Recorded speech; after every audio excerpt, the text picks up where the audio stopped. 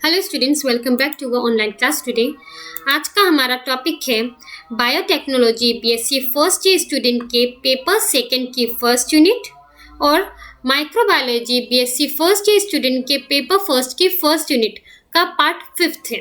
ठीक है, आज के हमारे टॉपिक का नाम है application and status of microbiology in India.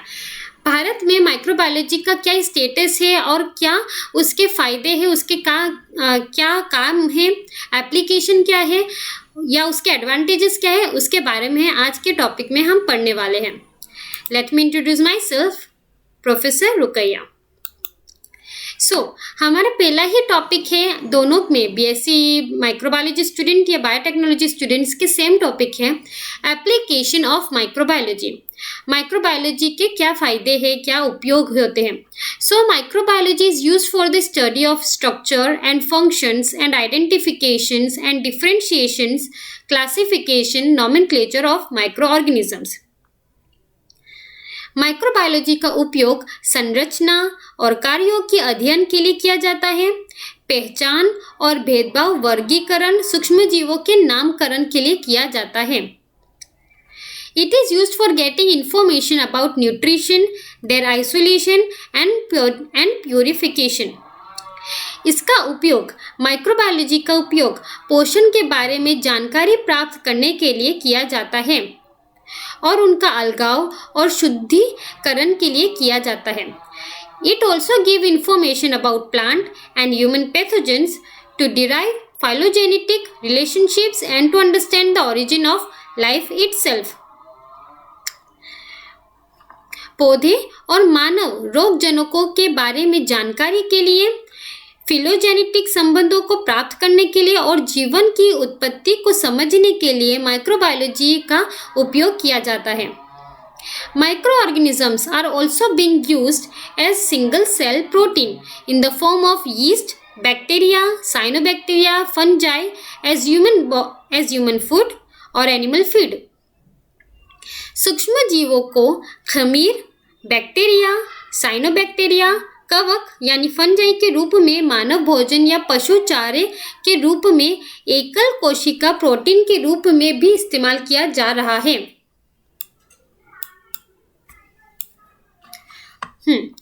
अब the production of algal microbes S chlorella, जिसे ग्रीन अलगी भी कहा जाता है, या स्पाइरुलिना साइनोबैक्टीरियम, मतलब माइक्रोबायोलॉजी के द्वारा हम प्रोडक्शन कर रहे हैं अल्गल माइक्रोब्स का। क्लोरेला हरी शैवाल और स्पाइरुलिना साइनोबैक्टीरियम के रूप में शैवाल रोगाणुओं का उत्पादन में भी माइक्रोबायोलॉजी का उपयोग किया जाता है। Microbiology is also used for the production of cellulose or lignocellulose. Utilizing microorganisms serves as human food. सूक्ष्म जीवों का उपयोग करने वाले सेल्यूलोज या लिगोसेल्यूलोज का उत्पादन मानव भोजन के रूप में कार्य करता है।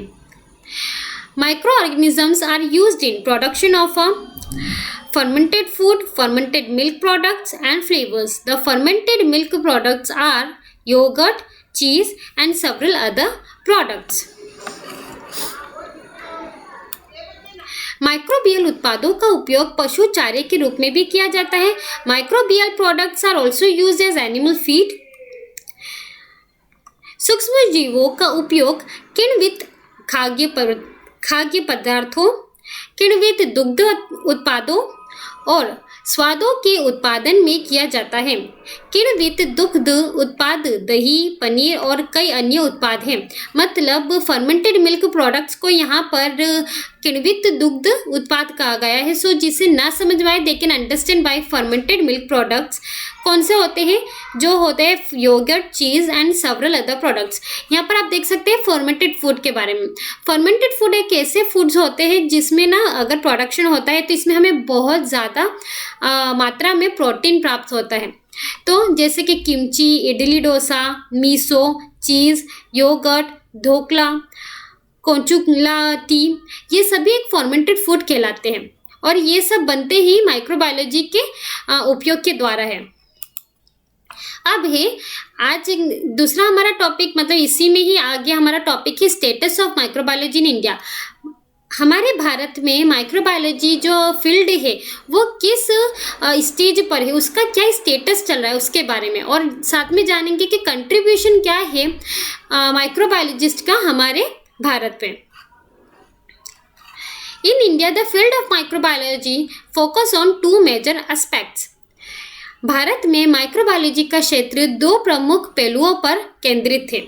वो दो प्रमुख पहलू है इस प्रकार। स्टडिंग, सबसे पहला है studying the ways through which microbes causes disease, उन तरीकों का अध्ययन करना जिसके माध्यम से रोगाणुओं की बीमारियां होती हैं। हमारे लिए सबसे पहले माइक्रोबायोलॉजी पढ़ते ही इसीलिए है जिससे हम पता कर सके कि बीमारियां क्यों हो रही है और किन माइक्रोब्स के द्वारा हो रही है। और दूसरा है studying the potential of these microbes for applications like fermentation, antibiotic production, cloning vehicles, biotechnological manipulation, bio control agents and bioremediation etcetera.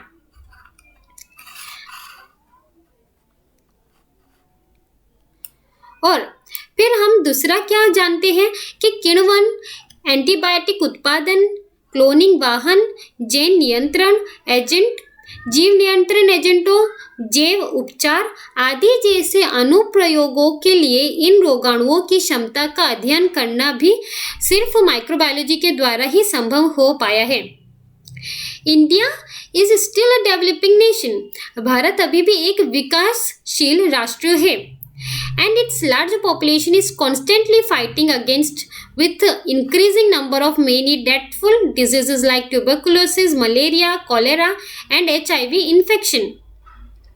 और इसकी बड़ी आबादी तपेदिक, मलेरिया, हैजा और HIV संक्रमण जैसी कई भयानक बीमारियों की बढ़ती संख्या के खिलाफ लगातार लड़ रहे हैं। साथ ही साथ working on the increasing development of multiple drug resistance in the causative organisms, specially in the case of tuberculosis. और भी विशेष रूप से तपेदिक के मामले में, मतलब ट्यूबरकुलोसिस के मामले में, विशेष रूप से तपेदिक के मामले में कारक जीवों में कई दवा प्रतिरोध MDR के बढ़ते विकास पर काम कर रहे हैं। अब researchers in India are currently involved in understanding the mechanism by which organisms require this drug resistance and hence attempting to identify novel drug targets for such pathogenic MDR bacterial strains। Bharat में शोधकर्ता वर्तमान में उस तंत्र को समझने में लगे हुए हैं जिसके द्वारा जीव इस दवा प्रतिरोध को प्राप्त करते हैं और इसीलिए ऐसे रोगजनक MDR जीवाणु उपभेदों के लिए उपन्यास दवा लक्ष्यों की पहचान करने का प्रयास कर रहे हैं।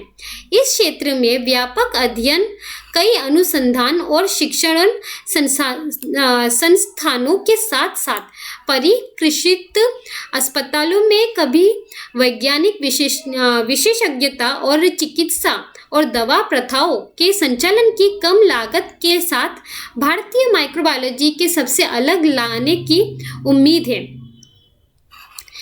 Extensively study in this area, मतलब एरिया का मतलब हो रहा है कि माइक्रोबायोलॉजी का जो एरिया है हमारे भारत में, उसमें बहुत सारी रिसर्च की जा रही है।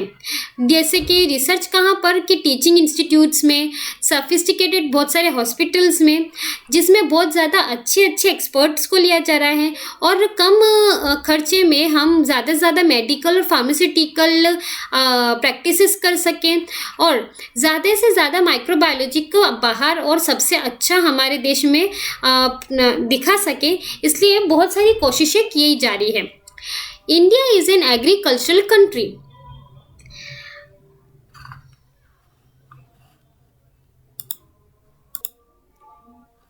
भारत एक कृषि क्षेत्र है या कृषि देश है। इस क्षेत्र में माइक्रोबायोलॉजिकल रिसर्च में बड़े शोध को डाइवर्ट किया गया है। India is an agricultural country. Major research have been diverted towards the microbiological researches in this area. मतलब हमारी जो कंट्री में, हमारे देश में हम ज़्यादा से ज़्यादा रिसर्च माइक्रोबायोलॉजी के द्वारा कर रहे हैं, जिससे कि हम हमारी एग्रीकल्चरल को इम्प्रूव कर सकें. This further involves the studies towards the nitrogen fixation, bio inoculants, rhizosphere, anaerobic decomposition in biogas production, soil enzymes, etc. इसके अलावा नाइट्रोजन निर्धारण, बायो इनोक्यूलेंट, राइजोस्फीयर, बायोगैस उत्पादन में अवायवीय अपघटन, मृदा एंजाइम आदि की दिशा में अध्ययन शामिल है, जिससे कारण हमारे कृषि विभाग में बहुत ज़्यादा फायदा हो सकता है. Several government agencies like the Indian Council of Agricultural Research and Indian Agricultural Research Institute are engaged in constantly supporting research in this aspect of the development of improved crops with resistance against many stress causing agents. कृषि अनुसंधान परिषद और भारतीय जैसी कई सरकारी एजेंसियां कृषि अनुसंधान संस्थान के लिए इस पहलू में लगातार अनुसंधान का समर्थन करने में लगे हुए हैं कि कई तनाव पैदा करने वाले एजेंटों के खिलाफ प्रतिरोध के साथ उन्नत फसलों का विकास होना बहुत जरूरी है. Adding to this is the accumulation of pesticides and insecticides in the environment. हम अच्छे से जानते हैं कि हमारे वातावरण में बहुत सारे पेस्टिसाइड्स और इंसेक्टिसाइड्स का संचय हो जाता है, ठीक है, जिसके कारण microbes have been extensively studied for the degradation. और हम अच्छे से जानते हैं कि इन पेस्टिसाइड्स और इंसेक्टिसाइड्स को खत्म सिर्फ माइक्रोब्स के द्वारा किया जाता है, माइक्रो ऑर्गेनिजम्स के द्वारा ही किया जा सकता है. सो इन माइक्रोब्स पर बहुत ज़्यादा अध्ययन किया जा रहा है, रिसर्च की जा रही है.